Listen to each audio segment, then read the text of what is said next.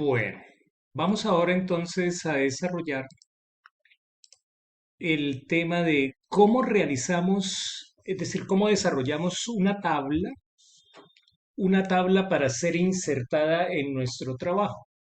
Entonces, normalmente la tabla la hacemos en Excel y luego la copiamos y la insertamos en el Word. Eso es el procedimiento. Entonces, vamos a desarrollar la primera tabla. Recordemos que habíamos dicho que las tablas, según las recomendaciones o las normas APA, nos dice que una tabla solamente debe tener tres líneas horizontales, no más. Según las normas APA, una tabla no debe llevar todos los bordes. Así no se presenta una tabla con las normas APA. Con las normas APA decimos sin borde y solamente le colocamos el borde inferior, el borde superior y ya quedó confinado el título de los subtítulos del contenido de las columnas. Por ejemplo, esta tabla está construida con tres columnas y cada columna tiene un subtítulo. Luego nos ubicamos en la última y le colocamos el borde inferior y ahí ya nos quedó la tabla. Estos números que tengo aquí es como para indicarles de cuánto debe ser el ancho, ¿cierto?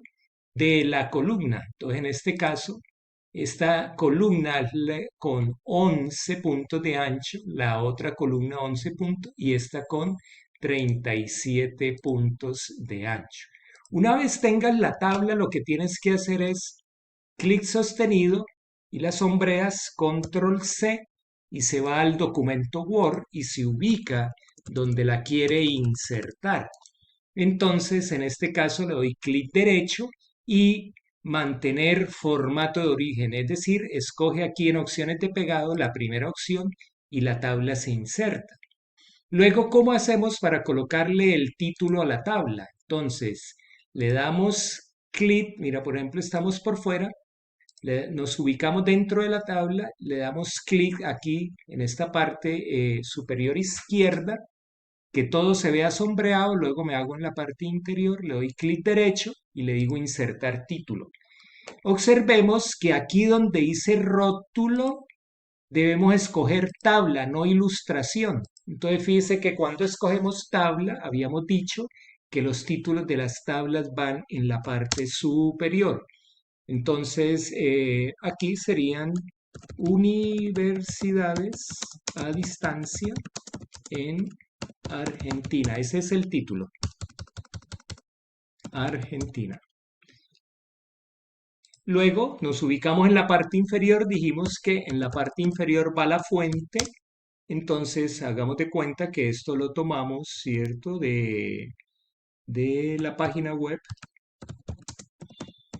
de la Universidad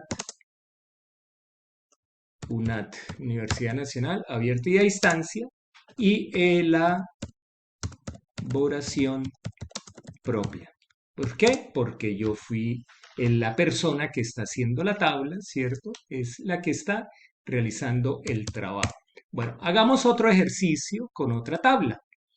En la tabla 2, por ejemplo, en este caso, solamente vamos a llevar estos dos daticos como tabla.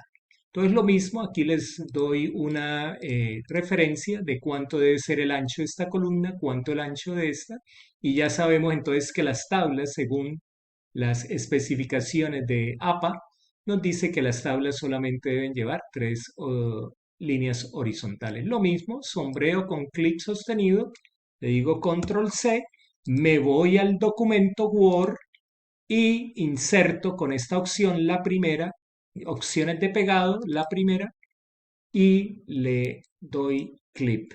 Luego, sombreo aquí, es decir, le doy clic aquí donde aparecen estas cuatro flechas y me ubico dentro, clic derecho, insertar título.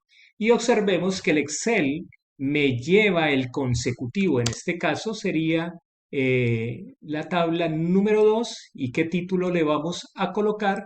Le vamos a colocar fases, ¿cierto? de la educación,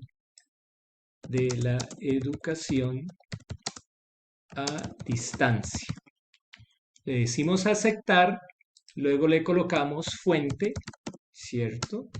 Y fuente, lo mismo, hagamos de cuenta que de la página web de la UNAP, Universidad Nacional Abierta y a Distancia, y es elaboración propia.